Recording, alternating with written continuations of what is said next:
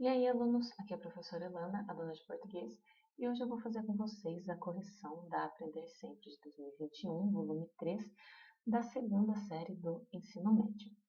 Então, essa aqui é a sequência de atividades 3. Então, vamos lá. Aqui na aula 1, vocês têm um texto para ler, né, de Iracema, do José de Alencar, e depois, na letra A, ele quer que vocês digam, né, quais são os elementos da narrativa desse trecho. Então, o primeiro elemento, né, elemento da narrativa, né, basicamente são 5, né?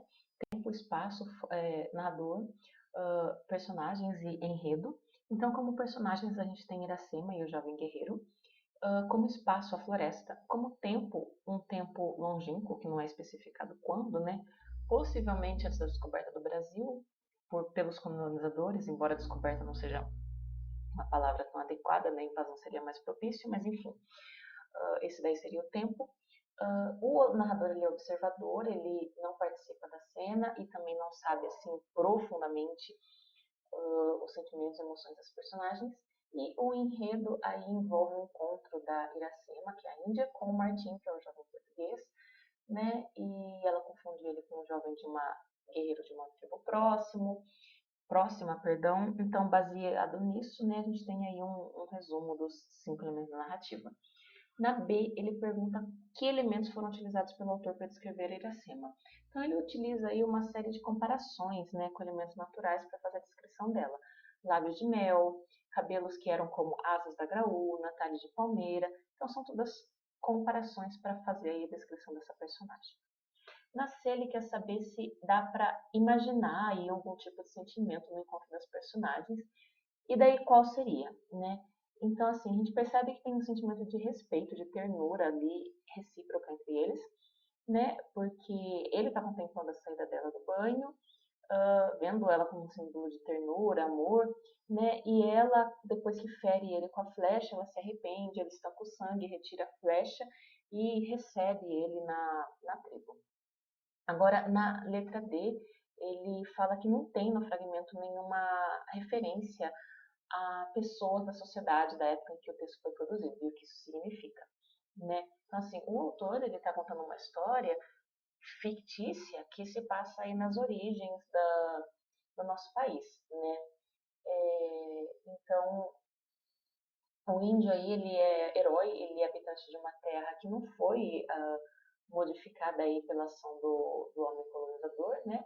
Como existe aí esse homem português, a gente supõe que é mais ou menos ali no período de descobrimento, entre aspas, né, do país. Então, isso é o que a gente pode ter representado. Né? Na E, ele fala que assim, existem palavras da língua indígena, né, e que vocês devem aí escrever algumas delas. Então, a gente colocou aqui como exemplo, né, ará, que é uma ave semelhante ao papagaio, uru, cesto utilizado pelos índios, e jussara, que é a palmeira. E depois ele pede para que você tire do texto elementos, né, relacionados a essas palavras. Então, aves. Né, a gente tem graúna, gará, todos os tipos de aves, né? Plantas, palmeira, jati, baunilha, terra. A gente tem serra, horizonte, sertão, bosque, todas as palavras que se relacionam aí à terra, a plantas, a aves. Na 3, ele quer saber a função social do texto. Então, assim, a gente tem um texto do romantismo brasileiro, né, mais especificamente do período do indianismo, né, que buscava aí representar o índio brasileiro da maneira como os autores imaginavam que os índios eram, não necessariamente como os índios realmente eram, né, e de uma maneira aí que tivesse aí uma representatividade, né, da origem do povo brasileiro. Aí agora ele pede para você preencher essa tabelinha, né, caracterizando o Brasil de hoje com base nas aves, plantas, terra, povos. O que você poderia dizer de cada um deles, né? O que você poderia associar a cada um deles? Então, é uma questão mais individual. Agora, aqui na aula 2, né, ele pede que você pegue aí uma obra, né? Então, você vai fazer aí um roteiro baseado nessa obra, você vai escolher aquela que te interessa, e aí, baseado nela, você vai apontar algumas coisas. Então, por exemplo, o ano de publicação, acontecimentos no período assim, em que essa obra foi publicada, dados biográficos do autor, aspectos históricos e sociais. Então é uma questão aí também individual, que cada um de vocês pode escolher uma obra diferente, mas a partir do momento que vocês escolhem a obra, uma pesquisa no Google já ajuda bastante a responder. Agora aqui na aula 13 ele pede para você apresentar os resultados dessa pesquisa que você fez. Na aula 4 ele coloca um texto, aí vocês podem ler. E depois na questão A, na hora da resposta, né, nas perguntas, ele quer saber o seguinte: o que é retratado na cena? Então, a gente tem aí um pretendente que está chegando para conhecer a pessoa com quem ele está prometido, né, para casar, né, por causa de um acordo que foi feito com o pai dessa noiva, que é a Inocência. E aí também a reação dela quando ela descobre com quem é que ela deveria se casar. Na letra B, ele pergunta por que o autor fala em abalo. Então, assim, dá a entender que a Inocência pretendia se casar com alguém que ela amasse e não com alguém que foi arranjado pelo pai. E aí ela viu o manecão, né, e ficou, tipo, abalada justamente por conta disso. E aí, pela expressão do rosto dela, deu pra perceber. Agora, aqui na letra C, ele pergunta o que dá para deduzir entender, né, dessa fala do pai de Inocência. E fala que ele deu a palavra de honra que a filha haveria de ser a mulher do manecão, né, que a cidade toda já sabe.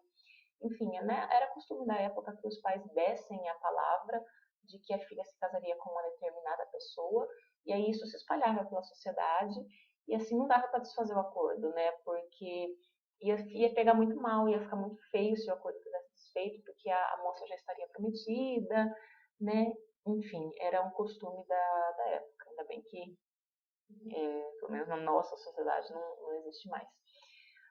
Na D, ele está dizendo o seguinte: sua filha viu alguém? E pergunta o que está implícito, né? O que está nas entrelinhas dessa pergunta.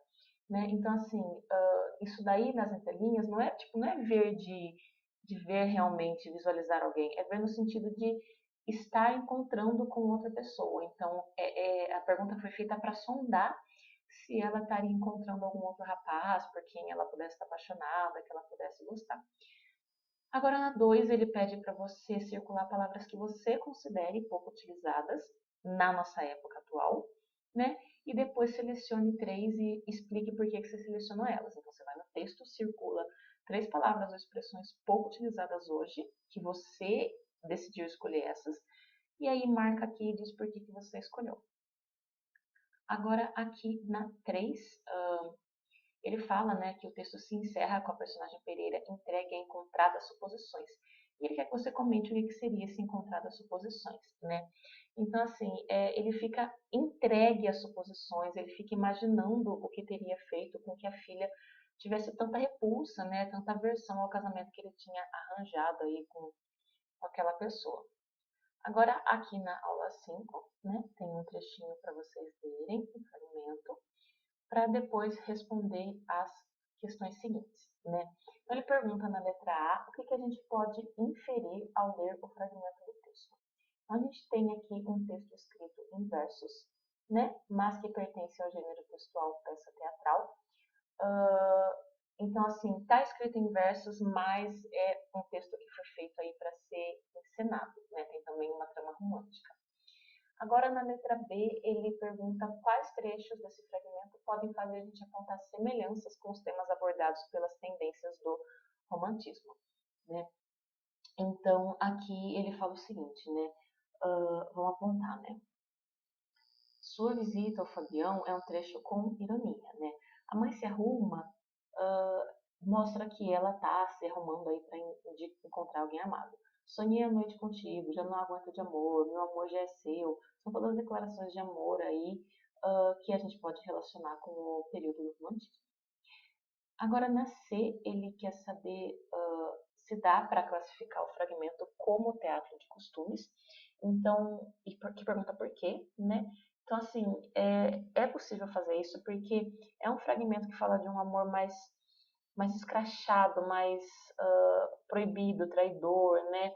E diante disso, diante de todos esses aspectos que ele coloca no amor, ele coloca também num tom de humor em uma situação séria, que é basicamente o que teatro de costumes faz, né?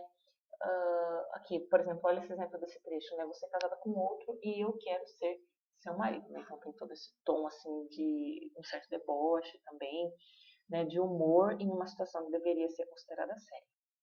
Agora, na letra D, ele pergunta que palavras e expressões soam como marcas representativas de contemporaneidade no fragmento. Um cheiro no coração, minha ex e gatinhas são aspectos aí mais da linguagem mais contemporânea, mais atual. Na E, ele fala o seguinte: outras palavras utilizadas pelos personagens mostram um lado bem coloquial da linguagem. Coloquial aí é referente ao diálogo, à conversa, à oralidade, né? Então, por exemplo, eta, uma marca de oralidade, se amostra, apanhar, estupício, são todas é, são todos exemplos aí de coloquialidade, de oralidade.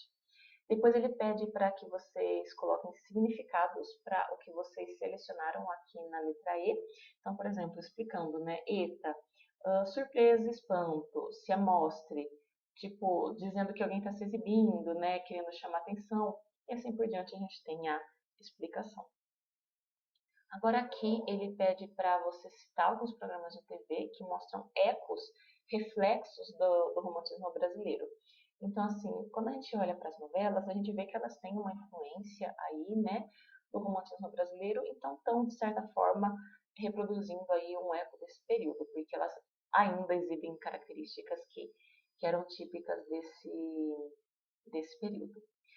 Agora aqui nas aulas 6 e 7, né, são atividades que dependem da orientação do professor de vocês. Então, aí são atividades de leitura, né, revisão, discussão, escrita, reescrita, que o professor de vocês vai orientar.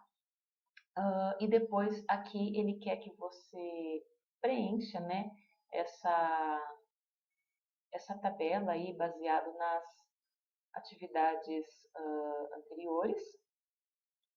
Perdão, com base nas anteriores não, com base em algo que o seu professor vai projetar, então ele vai colocar aí uma série de questões, 10 no caso, e aí vocês vão ler as questões que vão estar projetadas no telão e vão marcar aí o gabarito. Então, depende aí também do que o professor de vocês vai colocar.